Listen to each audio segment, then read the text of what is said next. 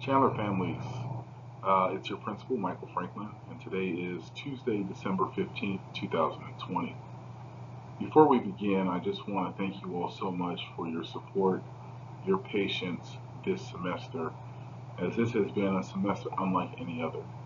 But because of you and because of your work and partnering with us here at school, we've managed to get through this difficult semester and hopes that 2021 will bring about some clarity and some familiarity to what the school year typically looks like. So with that, I'm going to hop on into our presentation today to fill you in and inform you of some of the changes that are happening regarding finals as they pertain to when we return back January 5th and protocols for what that might look like. Um, as we go into the break, COVID cases do not stop. We still expect and ask that you report them to our campus. While we may not have someone that is able to answer the phone during that time, we do have an email that will be available to you at health@cusd80.com, where you can report the cases there directly. Our health assistant and health office will follow up with you and get in contact with you when we return on January the 4th. It's so important to keeping the students and our staff safe on our campus that if your child tests positive or someone in your home tests positive, that you let us know, that you reach out to our nurse's office and you share that information. We're asking for this information because this allows us to be able to quarantine students. This allows us to notify staff and put the appropriate supports in place so that everyone can maintain safety. Now, you all have done an outstanding job in partnering with us and supporting us in those efforts. That if your kid feels sick, if they have a headache, a little cough, a runny nose, whatever the issue is, a symptom that may look like the flu or may seem insignificant, you all have done a really good job in keeping your children home so that way we can keep students safe when they're here on our campus. We're going to ask that we continue to do that. We know a vaccine is just around the corner. That still means that we have to be more so than ever focused on completing and finishing the job here with COVID and making sure that we're adhering to the protocols as best as possible. Now, as I mentioned earlier, there's going to be some updates that are going to take place beginning January 5th when we return back to campus regarding COVID-19. One of the biggest ones is that face masks are no longer going to be an acceptable face covering. So if a student needs to wear a face mask or face shield, they're going to need to get a medical exemption provided by a licensed healthcare provider. So parents, please be sure that if your child needs to wear a face shield for any reason, that you please schedule an appointment with your healthcare professional and have them complete the medical exemption form, which we can provide you if you call our front office and we can get you that information. Now, staff will only be allowed to utilize face shields when necessary for specific classroom instruction. We have students who are hearing impaired and rely on the need to read mouths of our teachers. So there are cases in which teachers may use a face shield in their class as long as they are socially distanced from the students. There are specific instances in which a teacher may be using a face shield. Now, in addition to some of the other adjustments like the face shield that have been made for January 5th, we've also made some adjustments to the way in which we quarantine to make sure that we are in alignment with CDC and Maricopa County protocols regarding quarantine. So the question is asked, well, what exactly is quarantine? And quarantine is essentially when a student needs to be removed for the safety of others for a period of time.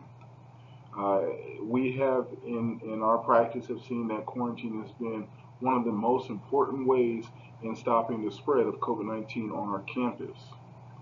Now, if you are a person that is considered to be in close contact with a person that's tested positive for COVID-19, you will need to quarantine for a time period of that exposure. And so what that means for close contact is essentially if you are within a 6 foot radius of the person that tests positive for upwards of 15 or more minutes, then we are looking to consider you as close contact. Now, our length of quarantine as a result of students being in that close contact range, in accordance to the CDC guidelines, the 14 quarantine period day may end 10 days without testing if no symptoms have occurred. So therefore, if you have 0 symptoms over the course of 10 days, you're able to return back before the 14 days. Now, if there's no symptoms have occurred and you have a documented test on day 7, you're able to return there. So largely what that means is you have to be be able to produce a negative test on day 5 or later in order to come back on the 7th day. So by producing that information for us and getting us the results of that, whether it's a PCR or antigen test, those are acceptable. When we have that, then we will be able to allow you to end your quarantine period early. Without that information or without those things, we will have to still stay with the 14 days. So we do ask that you're following our protocol and looking out, utilizing your emails, as we will be sending communication home with you via email with those information and those dates specifically. Now, ladies and gentlemen, our finals begin tomorrow. We will be following our bell schedule. Please be reminded that the school day ends at 12:30. Our students will go to class periods 1, 3, and 5 on Wednesday, which is tomorrow, and periods 2, 4, 6 on Thursday to take their finals. This is the bell schedule that they will follow. Now, we know that we have a large amount of students on our campus who have been quarantined since November 30th. And so therefore we've made some accommodations to help support those students regarding their finals. So any student quarantined after November 30th will have the option to take the final either tomorrow or Thursday. Now, if they don't feel that they are prepared due to being on quarantine, they will have the opportunity to take that final in January when we return from the break. Any student quarantined after December 2nd will be able to take the final in January as well.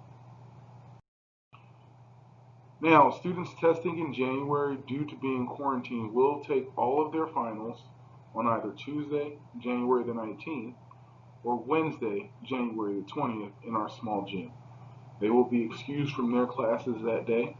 They will go down to the gym and they will test all their classes in that one day. Now, students will have the opportunity to work with their teachers over the course of the 2 weeks prior to taking the exam to get the necessary support so they can feel the most prepared for taking their final. And we do know that some students may feel more prepared taking it sooner, and so therefore they will be able to take their test sooner if they are ready to do so. They'll just need to work that out with their teacher, the after school schedule with their teacher, so that they can take that test with them.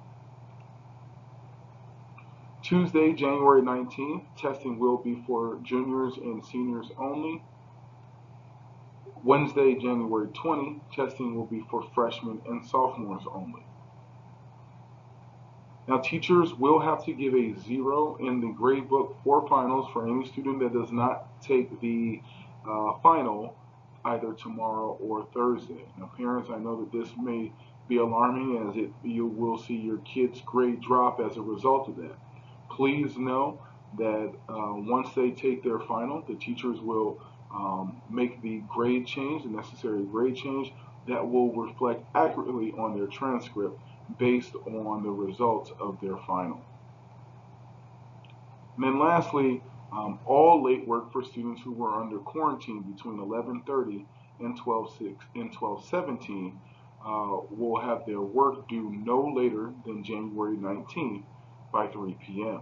So this means that any student that was quarantined in that window, their work will not be due until the 19th of January, which again will allow teachers an opportunity to grade that work, put that information into their grading system, and then make adjustments to their grade and submit a grade change form that will accurately reflect the changes of their grade.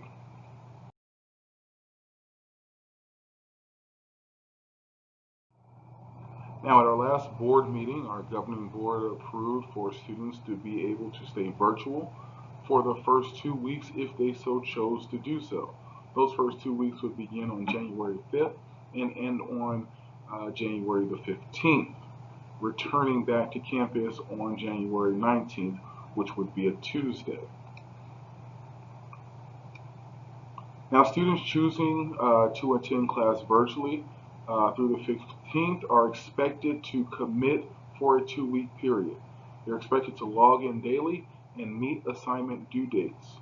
So parents, we ask that if you're going to have your child stay home during those first 2 weeks, that they stay home the first 2 weeks and not venture back and forth to school and back, depending on the day of the week or how a schedule may work out.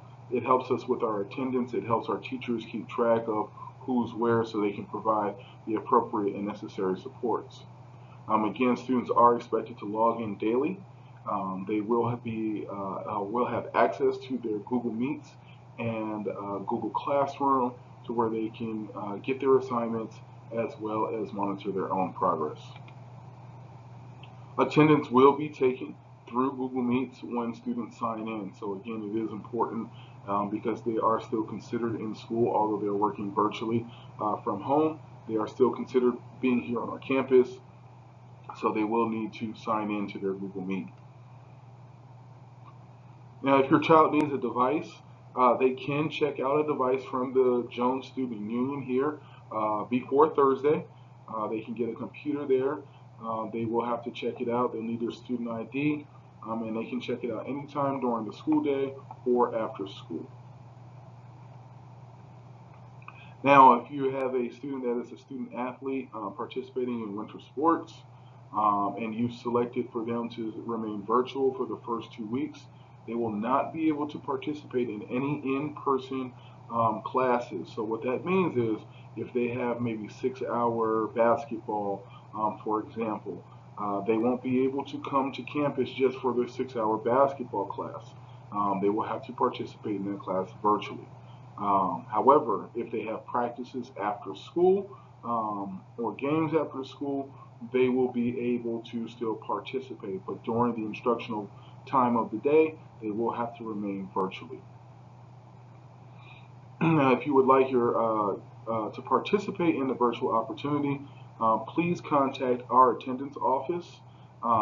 Please leave them a message. If you can't get through the attendance line, you will have until January 4th to notify the school.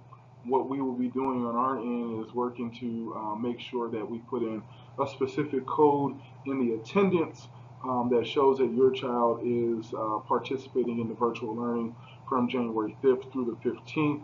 This allows us to inform the teachers and provide them the appropriate supports so that they can help your child. So please be sure to call the attendance line. Call attendance line number 2 if your last name begins with the letters A through LE, or attendance line number 3 if your last name begins with LEI through Z. Again, this helps us best support your child. So the more information that we can get from you, and the sooner we can get it from you, the better. Again, Chandler families, thank you so much for taking the time to view this video presentation with you all today. Again, this has not been the easiest of semesters or easiest of years for anyone, but we do appreciate your support. We appreciate you entrusting your child's learning and education with the great folks that we have here at Chandler High School. We appreciate you choosing the School of Champions, And we want to wish you a happy holidays and a safe one, and looking forward to your return on January 5th in whatever method you choose to participate in. Thank you so much for all you do. Have a fantastic day. Take care.